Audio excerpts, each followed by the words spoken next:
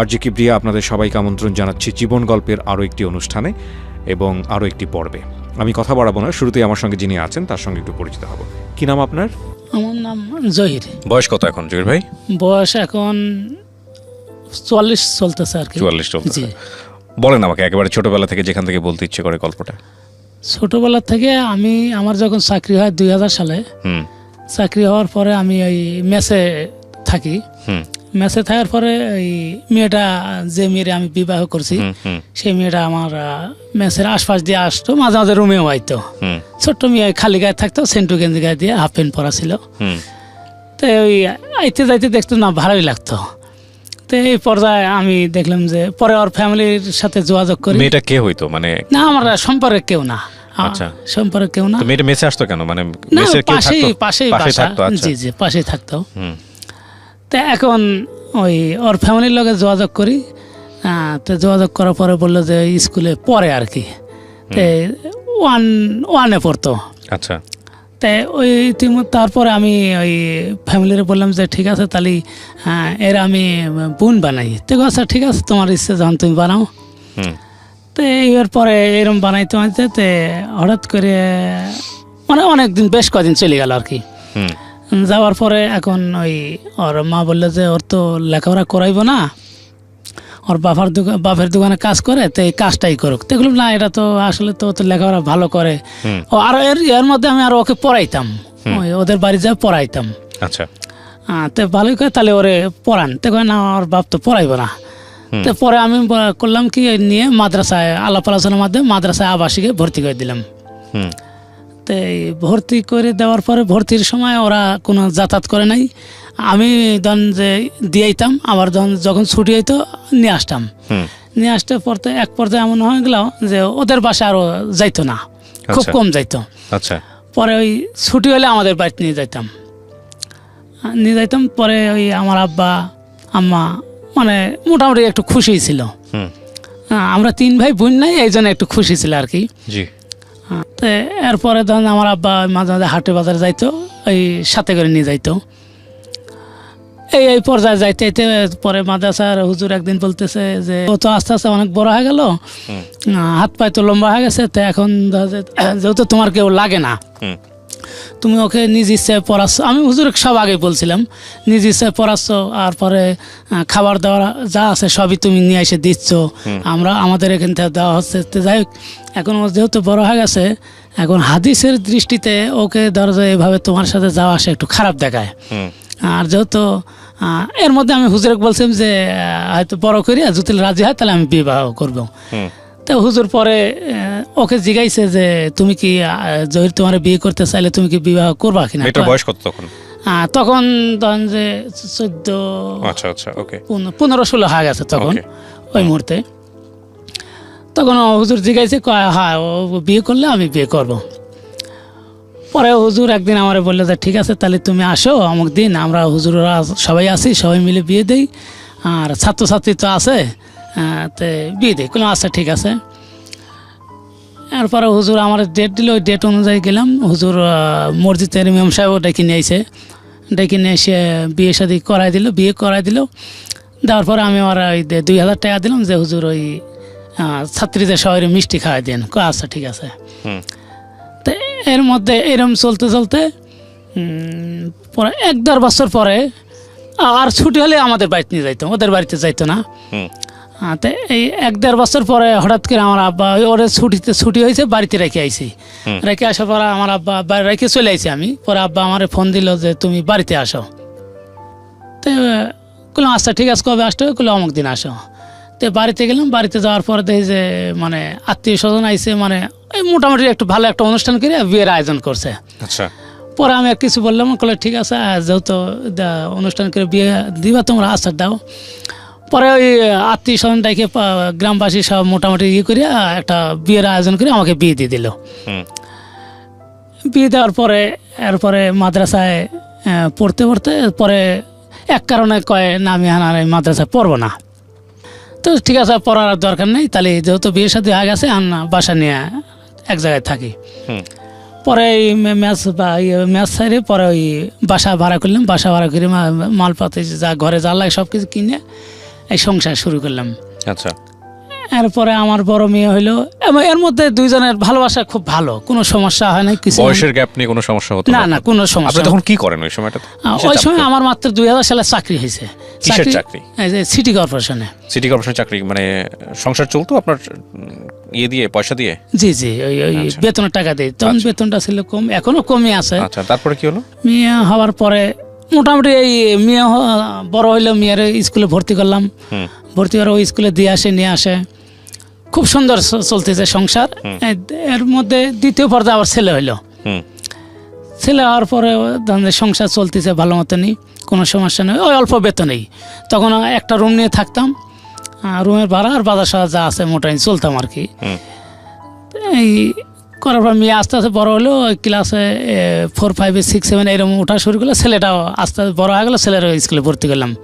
এর মধ্যে কোনো ঝগড়াঝাটি, কোনো মানে কোনো সমস্যা নেই, সুন্দর চলতেছে সংসার। তো হঠাৎ করে এই মাঝে মাঝে এই ছোট মেয়েটা যখন আমার হইলো, দেখি মাঝে মাঝে একটু ওই কথাবার্তা বলে চেতে যায়। আচ্ছা, তো বললাম যে তুমি আসলে এই ভাবটা করো, কারণটা কি, রহস্যটা কি?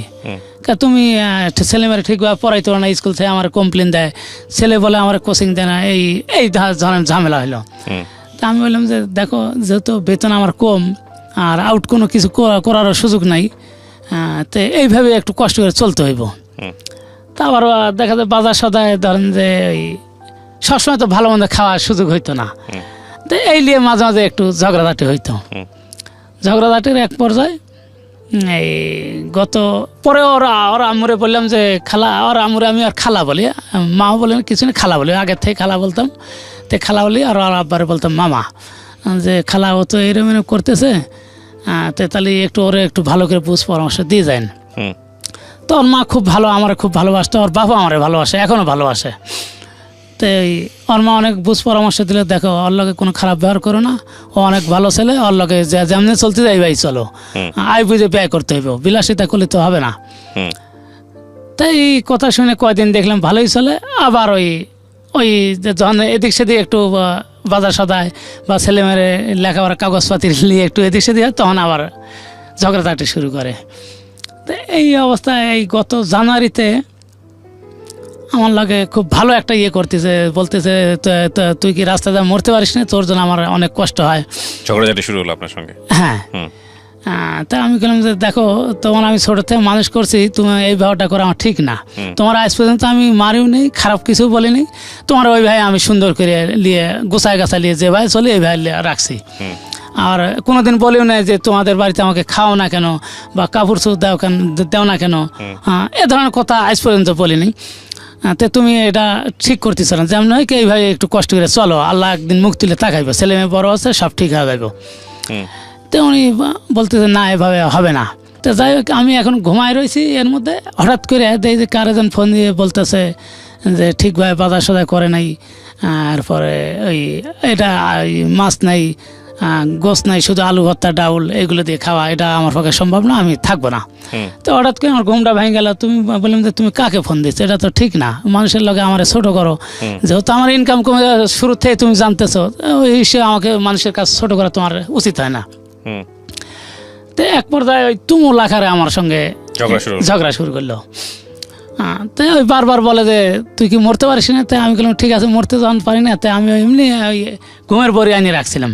তো ঠিক আছে যে ঘুমের বড়ি খাচ্ছি না, এটা বলি নাই, আমি ওই 10টা ঘুমের বড়ি ভেঙে নিয়ে হাতে নিয়ে মুখে দিয়ে পানি দিয়ে খাইছি। খাওয়ার পরে আমার মেয়ে আমাকে বললো যে তোমার ওই 2 দিন জ্ঞান ছিল না, 2 দিন পরে আর কি। তখন কি আপনার স্ত্রী আপনার বাসাতেই ছিল? না, ওই যে যখন খাই ওই মুহূর্ত পর্যন্ত বাসায় ছিল। পরে আমার যে জ্ঞান ছিল না, পরে আমি বলতাম। বাচ্চার বয়স কত? মেয়ের বয়স কত? মেয়ের বয়স, মেয়ে এই যে গত এসএসসি পরীক্ষা দিয়েছে, জিপিএ 5 পাইছে, কলেজে ভর্তি করছি বর্তমানে। তারপর পরে মেয়ে বললো যে তুমি তো আমি স্কুল থেকে এসে দেই তুমি বারান্দায় পড়ে আসো, আর আম্মু ওই ঘরে বসে বসে করতেছে কি রান্না করার জন্য নিচ্ছে আর কি। এরপরে তো তুমি যখন ওই করছো, পড়ে যাওয়ার পরে তোমার থেকে গেছে গা। পরে আমি একা পারিনি, পরে বান্ধবীর ডাইকে নিয়ে এসে তোমার এদের ঘরে এখানে শোয়াই রাখছি, বিছানায় শোয়াইছে। তার মানে ডাক্তার কাছে যায় নাই? না, ডাক্তার কাছে মেয়ে তো আমার অতটা বুঝতে পারে নাই, আর আমি যে এটা খাইছি মেয়েও দেখে না, জানেও না। মেয়ে মনে করছে হয়তো ঝগড়াঝাটি লাগাতে এমনি হয়তো এই ভাই ইয়ে হয়েছে। পরে এত চলে গেছে। পরে বললাম যে তোমার আম্মু কই আম্মু তো আব্বা তুমি ওই যখন অজ্ঞান পড়ে গেছে তখন তোমার থুয়ে গেছে গা। কই গেছে বলতে পারি না। তো ছেলেটাও আছে, ছেলে স্কুল গেছিলো, ছেলে স্কুল থেকে আইছে। আর ওই ছোট মেয়েরা ওটা তো মাত্র 5 বছর পার হলো আর কি। তো ও মেয়েরা অতটা বোঝে নাই। পরে থুয়ে চলে গেছে। পরে বললাম যে যোগাযোগ হয়েছে তোমাদের সাথে? কয় না। পরে আমি বিভিন্ন জায়গায় চেষ্টা করলাম যে দেখি কোথায় আছে, যোগাযোগ করার চেষ্টা করলাম। পরে ফোন ধরে না, ফোন দিলে ফোন কেটে দিত। তে ওর মার সাথে যোগাযোগ করলাম যে খালা ও সাথী তো ও তো আমার থুয়ে চলে গেছে, এখন তো আমি ওর একটা কোথাও খুঁজে পাচ্ছি না, আপনাদের বাসায় আছে কিনা? তো বললাম না তো বাবা আমাদের বাসা তো আসে নাই। তো সমস্যা হয়েছিল কি করলাম এই ঘটনা এই নিয়ে ঝগড়াঝাটি হয়েছে, পরে চলে গেছে। আচ্ছা। পরে ওর বাপ শুনে অনেক চিল্লাচিল্লি করলো যে তোমার মেয়ে কেন এই কাজটা করলো। পরে আত্মীয় স্বজন ওদের যা ছিল সবার সঙ্গে যোগাযোগ করলাম, বললো না আমাদের বাসা আসে নাই। পরে আমি অনেক যায় খোঁজাখুঁজি করে কোথাও পাই নাই। তা আমার ওই ছোটো মেয়েরা আমি অফিসে আসতে লাগলে আমার অফিসে আসতে দিত না, এই তুমো লাগার কান্নাকাটি শুরু করতো। পরে ওই মেয়েরে বিভিন্ন বোঝ পরামর্শ দিয়ে আমি পোলায় রাখে অফিসে যাইতাম। আচ্ছা। অফিস থেকে আইলে তখন আবার কান্ত যে তুমি আমাকে থুয়ে গেছো কেন। এখন মেয়েটা স্কুলে যাইতো আর ছেলেটা স্কুলে যাইতো, তখন মেয়ে একা থাকতো বাসায়, তালামারি থুয়ে যাইতাম আর কি। ছোট মেয়ের বয়স কত? এই এখন 6 বছর পড়ছে। তারপরে এইভাবে যোগাযোগ করতে পরে পাইনা পরে আমি ওই পুলিশের শরণাপন্ন হইলাম, থানায় গেলাম আর কি, মুগদা থানায়। তো মুগদা থানা উনি বললো যে আসলে এইভাবে তো মামলা টামলা করলে কিছু হইব না, কিছু না, আপনি যেমন হয় খুঁজে বাই করেন, মামলা করলে তো আর অন্য পর্যায়ে দেবো, আপনি খুঁজে বাই করেন আর আপনি যাত্রাবাড়ি থানায় একটু যান না। পরে যাত্রাবাড়ি থানা গেলাম। পরে যাত্রাবাড়ি থানা ওরা বললো যে দেখি আপনার বউর ছবিটা দেখি। তো বউর ছবি দেখলাম, বললো যে আপনার বউ তো দেখতে ইনশাল্লাহ অনেক সুন্দর, তো আমার মনে হয় না এর আর খুঁজে পাবেন। হ্যাঁ এই কথা বললো থানা থেকে। তো বললাম ঠিক আছে যেটাই হয়, এখন আমি জিডি করতে চাইছি, জিডিটা নেন, তাছাড়া জিডি না করলে তো আমার পরে সমস্যা হইতে পারে, মা বাপ ধরতে পারে যে আমি মেরি ফেলাইছি। মেয়েটা কোথায় গেল? হ্যাঁ কোথায় গেল, তুমি মেরি ফেলাইছো। তেমন আর জিডি নিলে না, আপনি খুঁজেন, জিডি নিলে অনেক সমস্যা হইব, জিডি দরকার নাই, আপনি খুঁজতে থাকেন। পরে নাম্বারে ফোন দিলে ওই নাম্বারে টোটাল আমার ব্লক করে দিছে, নাম্বার পাই না। পরে অন্য নাম্বার দিয়ে রিং দিলে আমার একটু হ্যালো কথা শুনলেই কেটে দিত। তো এইভাবে যাইতে পরে হঠাৎ করে ছেলে মেরে ছবি কিছু পাঠাইছে, ছবিতে দেখি যে কক্সবাজার সিনারি, মানে কয়েকটা বান্ধবী মিলে কক্সবাজার বেড়াইতে গেছে। আচ্ছা। এর মধ্যে ছেলে মেয়ের লগে তেমন একটা যোগাযোগ হয় নাই, তখন মনে হয় 4 মাসের মতন চলে গেছে। এর মধ্যে ছেলে মেয়ের লগে আর যোগাযোগ হয় নাই।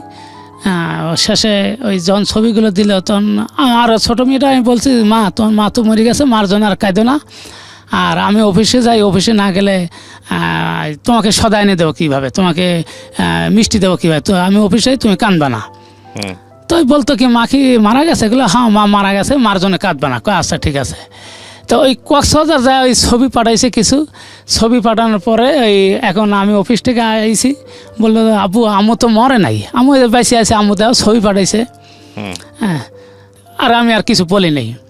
তো এরপর কক্সবাজার থেকে ঘুরে আসে ওই ছেলেমেয়ের সঙ্গে যোগাযোগ করছে, যোগাযোগ করে ওই ছোটো মেয়েটারে নিয়ে গেছে বেড়াইতে, ছেলেটাও নিয়ে গেছে। বড় মেয়েটা আর ওই এর সঙ্গে আর সম্পর্ক নাই, বলে আমার মা নাই, আমার মা বলতে কেউ নেই। এখনও বড় মেয়েরা ওই মা বলে না, বলে যে জান্নাতের আম্মু। ওদের সাথে বড় মেয়েটা পছন্দ করে না আপনাকে? জি ওই পছন্দ করে না, ওই আমার ওই ভাই থুয়ে চলে গেছিলো। আমি অনেক কষ্ট পাইছি, পরে জানার পরে আমি অনেক কান্নাকাটি করছি, যোগাযোগ পাইনি আর কি। এর মধ্যে ছেলে মেয়ে এই যাতায়াত করে ইয়ে করে, এর মধ্যে ধরেন 4 মাসের মাথায় কক্সবাজার থেকে আসে আমাকে যখন ছেলেমেয়ের মাধ্যমে ইয়ে করলাম যে তোমার মার সঙ্গে একটু যোগাযোগ করো, আমি একটু দেখা করতে চাই। তো ছেলে মেয়ে যোগাযোগ করছে, যোগাযোগ করে কয় না আমি ব্যস্ত থাকি, আমি যোগাযোগ করতে পারবো না, আমি দেখা দেওয়ার সময় নেই আমার। তো এই বলে ওই 4 মাস পর 4 মাসের সম্ভবত 8 তারিখে 4 তারিখে একটা পোস্ট অফিসের পিয়ন ফোন দিল যে ভাই আপনার একটা কাগজ আছে, কাগজটা আপনি নিয়ে যান। তো বললাম যে ভাই আমি তো অফিস আছে, আমি তো যাইতে পারবো না, আপনি কষ্ট করে একটু বাসায় যে কাউরে দিয়ে যান পাইলে। তো বলছে না ভাই এটা তো অন্য কারো হাতে দেওয়া যাবে না, আপনি নিজে নিতে হবে। তো আমি আর দ্রুত বেগে চলে এলাম বাসায়, যে কী কাগজ আসলে তো আমি তো বুঝতে পারতেছি না, হয়তো কোনো জায়গায় কোনো কাগজ আইছে। পরে গেলাম, পিয়ন আমার দিল, বলে না সই করে দেন, কাগজটা সই করে দিলে উনি আমার একটা দিয়ে উনি একটা নিয়ে গেল কাগজটা। পরে ভেতরে কাগজটা খুলে দেয়, এই তালাকনামা দিছে আর কি। আপনাকে তালাক দিয়ে দিয়েছে? জি জি, আমি নির্যাতন করি এই করে একটা তালাক দিছে আর কি। তো ওই সময়টা আমি মারাত্মক আকারে ভেঙে পড়ি। তখন ছেলে মেয়ে আমার অনেক বুঝ দেয়, বিশেষ করে আমার ছেলে মেয়ে তিনটাই কান্না শুরু করছে যে কাঁদো না, যা কিছু করে আল্লাহ ভালো জনই করে, কাঁদো না, দেখা যায় কি হয়। তো এরপরে এই আমি এর মধ্যে যোগাযোগ করছি, পরে বললাম যে আপনাকে তো আমার আর প্রয়োজন নাই, আমার শুধু ছেলেমেয়ের জন্য আপনাকে প্রয়োজন, আমার প্রয়োজন নেই আপনাকে।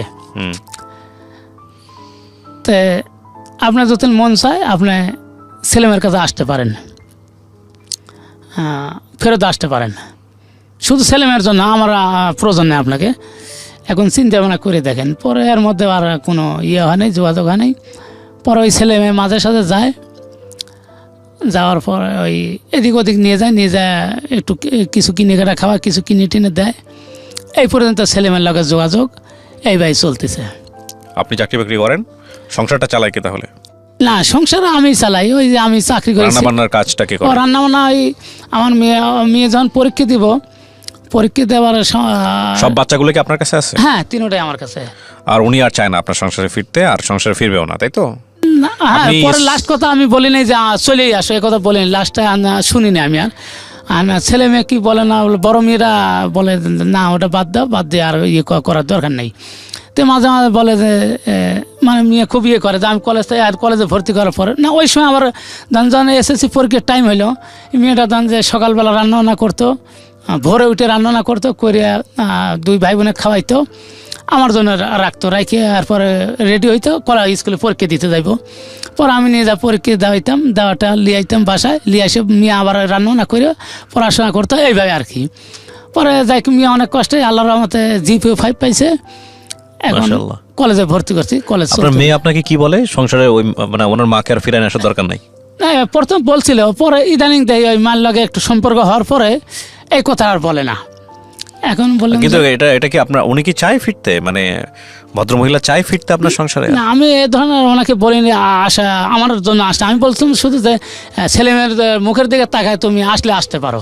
আপনি মিস করেন তাকে? আপনি তাকে ভালোবাসেন? মিস তো অবশ্যই করি, তার কারণ যে আমি তো আসলে ছোট থেকে নিয়ে মানুষ করছিলাম, আর কোন দিনে কোনো জায়গায় যাইও নাই, কারো কোনো আপনার জায়গা থেকে আপনি তালাক দিয়েছেন তাকে? দেন নাই? না না না দেন নাই, না, শুধু এই কাগজটা পাঠাইছে। শোনেন, সে কি বিয়ে শাদী করছে? না, এটাও আমি সম্ভবত জানি করে নাই, করছে কিনা এটা বলতে আপনি গল্পটা কেন বলতে আসছেন আমাদের কাছে? না, বলতে আসছে যেন যে মানুষ আসলে এই যে ছোট থেকে মানুষ করে নিয়ে যে বিয়ে শাদী করলাম, এত কষ্ট করে করলাম, মা বাপে অন্য জায়গায় বিয়ে দেওয়ার জন্য চেষ্টা করছিল, সে তাদের কথা রাখিনি, না রেখে আমি এই ছোট থেকে মানুষকে তার আপন করে বিয়ে করলাম, কিন্তু সে আমার মর্যাদা দিতে পারলো না, আমার সম্মানটুকু দিল না, সে ছেলে মেয়ের মুখের দিকে তাকালো না, সে কি জন্য চলে গেল। আপনি যদি সে আপনার জীবনে ফিরে নাই আসে, আরেকটা বিয়ে শাদী করার চিন্তা ভাবনা আছে? না না, আমি বিয়ে শাদী করতে চাচ্ছি না, চাচ্ছি যে যেহেতু ছেলে মেয়ে। বয়স কত এখন? আমার বয়স এই 44 বছর চলতে। মাত্র 44 বছর? তো বাকি জীবনটা কিভাবে কাটবে? বাকি জীবন আল্লাহ যতন আছে, নিজে মাঝে মাঝে রান্না করি, ছেলেও রান্না করতে মোটামুটি শিখছে, যেহেতু খাইতে হয়। বলা কালকেও বললাম বেটা, আমি কয়েকটা বিষয় আমি আপনাকে বলতে পারি, যেটা একপাক্ষিক বলা। আপনি আপনার স্ত্রীর বিরুদ্ধে বা আপনার স্ত্রীকে নিয়ে বললেন, আপনার স্ত্রী যদি এখানে বসে থাকতো তাহলে আপনার বিরুদ্ধে হয়তো 100টা অভিযোগ বলতো। হ্যাঁ অবশ্যই। কিন্তু একটা বিষয়, সেটা তো ধ্রুব সত্য যে সে আপনাকে ডিভোর্স দিয়ে দিছে, এটা তো আসলে বিতর্কের কোনো কিছু না। না না, এই জায়গাটাই আমি বলতে পারি, যেটা হচ্ছে যেহেতু উনি ডিভোর্স দিয়ে দিয়েছেন, আপনি ভালো করেছেন না মন্দ করেছেন, সুতরাং তাকে নিয়ে আপনার সংসার করাটা উচিত হবে না। প্রথম কথা হচ্ছে এখন এটা যদি উনি বুঝেন যে ওনার জায়গা থেকে ওনার একটা ভুল হয়ে গেছে এবং চরমতম ভুল, কিন্তু এই ভুল হলেও এই ভুলটা বুঝতে পারছে, এটা বলার পরও আপনার তাকে সময় নিয়ে টেস্ট করা উচিত। ধরেন সে কালকে এসে বললো আপনাকে যে না, আমি এটা ভুল করে ফেলছি, আমি এটা রাগের মাথায় করে ফেলছি, তারপরও আপনাকে তাকে সুযোগ দেওয়ার আগে অন্তত 2, 4, 6 মাস 1 বছর দূরে থেকে অবজার্ভ করতে হবে যে সে আসলে ভুলটা করছে কিনা।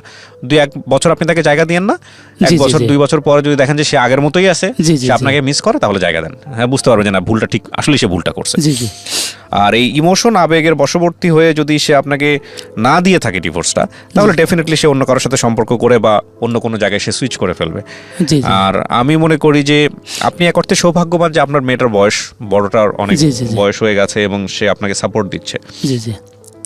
কিছু কিছু ঘটনা জীবনে ঘটে, মানুষের জীবনে, যেগুলো চিন্তার বাইরে থাকে। আপনি যেমন কখনো চিন্তা করতে পারেন না আপনার স্ত্রী আপনাকে ছেড়ে চলে যাবে এবং এরকম একটা ঘটনা ঘটাই ফেলবে। এরকম মানুষের জীবনে, অনেক মানুষের জীবনে এগুলো ঘটে, ঠিক আছে? তবে এটা ঠিক যে কোনো কিছুই আসলে পৃথিবীতে মানে স্থায়ী না, চিরস্থায়ী না। হ্যাঁ, সেই মানুষটা আপনার জীবন থেকে চলে গেছে, হয়তো এমন কোনো মানুষ আপনার জন্য অপেক্ষা করছে। আপনি করবেন কিনা সেটা পরের বিষয়, যে হয়তো আপনার জীবনটাকে পুরা চিন্তা ভাবনার জায়গাটাকেই অন্যরকম ঘুরাই দিতে পারে। তবে এটা ঠিক, যেহেতু মেয়ের বয়স হয়ে গেছে, বড় মেয়ের, সুতরাং আপনার সেকেন্ড সম্পর্কে যাওয়ার আগে অবশ্যই চিন্তা করতে হবে যে এতে করে মেয়ের ভবিষ্যতের কোনো ক্ষতি হবে কিনা, ছেলেদের ভবিষ্যতে কোনো ক্ষতি হবে কিনা। যেহেতু আপনি দায়িত্ববান পিতা হিসেবে আছেন, এই বিষয়গুলো আপনি অবশ্যই খেয়াল রাখবেন। প্রিয় দর্শক এবং শ্রোতা, আমরা গল্পটা এখানেই শেষ করব। তবে একটা জিনিস আমরা বলি, সম্পর্ক জোড়া লাগার ক্ষেত্রে বা সম্পর্ক তৈরি করার ক্ষেত্রে এবং সম্পর্ক শেষ করার ক্ষেত্রে, দুটোর ক্ষেত্রেই যথেষ্ট সময় নিয়ে চিন্তা করে তারপরে সিদ্ধান্ত